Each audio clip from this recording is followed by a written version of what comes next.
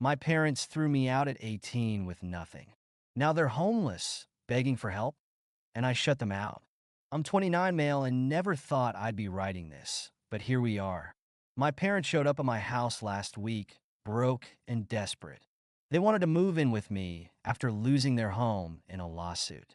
I laughed right in their faces and slammed the door. It wasn't just the satisfaction of saying no to people who had tossed me out at 18 without a second thought. It was the years of resentment that built up brick by brick after they turned their backs on me when I needed them the most. Let me back up a bit. When I was 18, my parents, who had always been a bit controlling, decided they were done with me. Graduation had barely passed when they sat me down for what I thought was going to be a talk about my future. Instead, my dad leaned back in his chair, crossed his arms, and said, "You're an adult now. Time to figure things out on your own." I stared at him, not really understanding what he meant. "What are you saying?"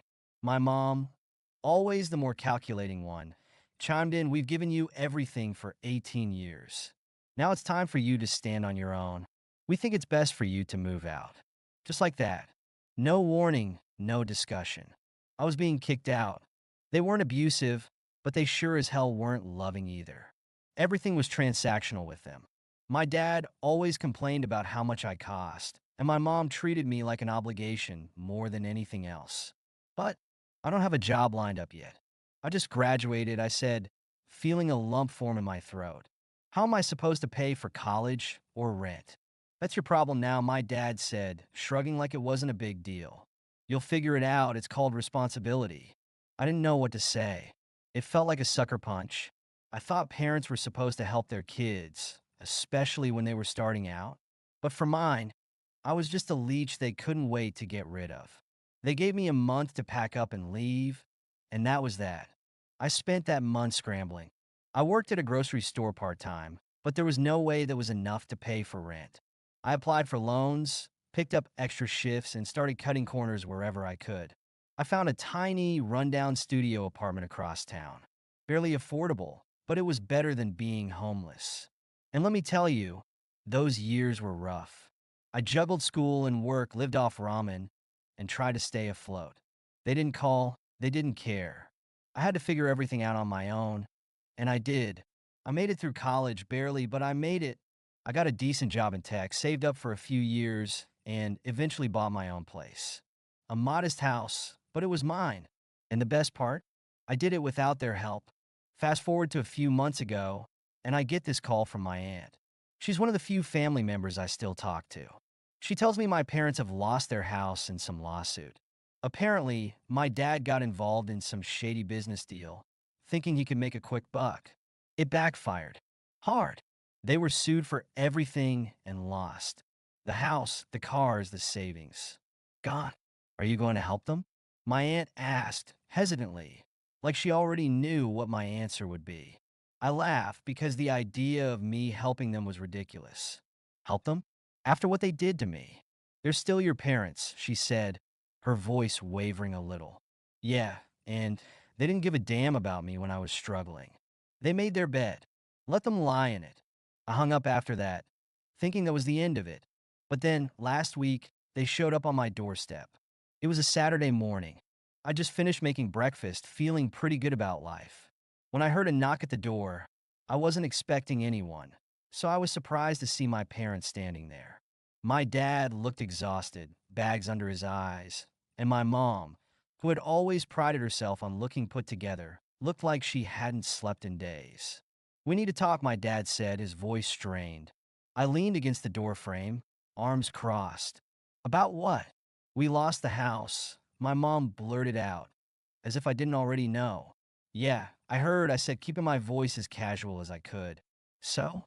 My dad glanced at my mom before continuing. "We don't have anywhere to go. We've been staying with friends, but we need somewhere more permanent." I waited because I knew what was coming next. "We thought, maybe we could stay here with you, just until we get back on our feet," my mom added, her voice thin like she was choking on the words. And that's when I laughed. A deep, bitter laugh that came from years of holding back. "You gotta be kidding me." My dad's face tightened. He wasn't used to being the one asking for help, and it was killing him. We your parents, I. We raised you.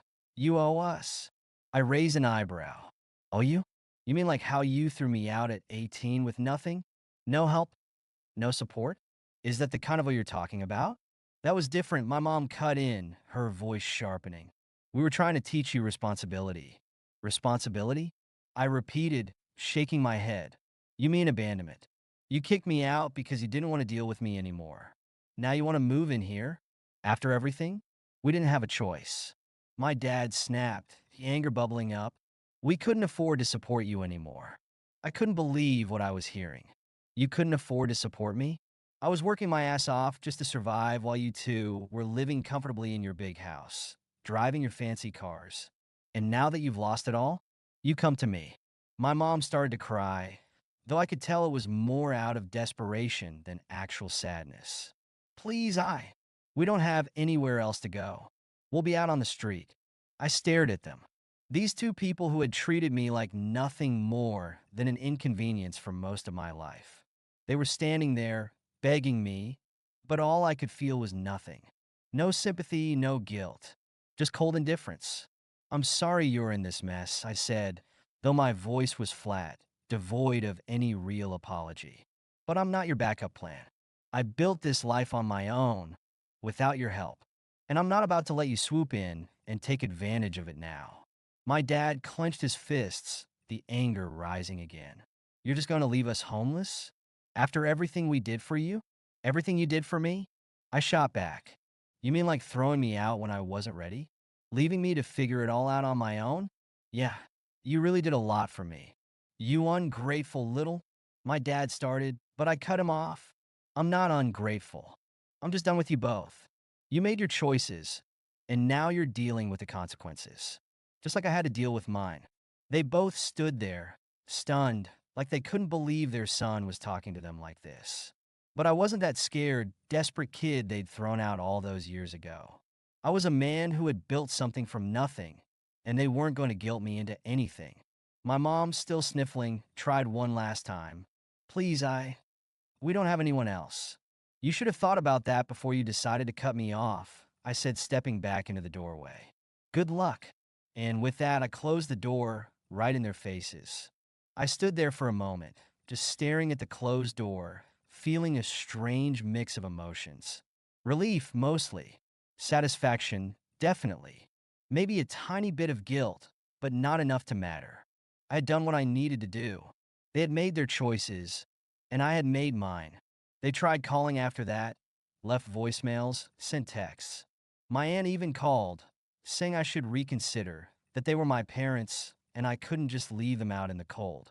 But I could, and I did. They didn't stop there, though. A few days later, they had the audacity to send me a letter through a lawyer, claiming I was legally obligated to take care of them because they were elderly and without means. I couldn't believe it. The sheer entitlement of these people. I called up my own lawyer, who assured me they didn't have a leg to stand on. Legally, they couldn't force me to do anything. I had a letter sent back, telling them that if they didn't stop harassing me, I'd file a restraining order. That shut them up real quick. I haven't heard from them since, and honestly, I'm fine with that. It's funny how life works sometimes. The same people who threw me out without a care in the world were now the ones needing help, and I was the one saying no. Karma's a brutal thing, and they were feeling it hard. After the lawyer letter, they finally stopped.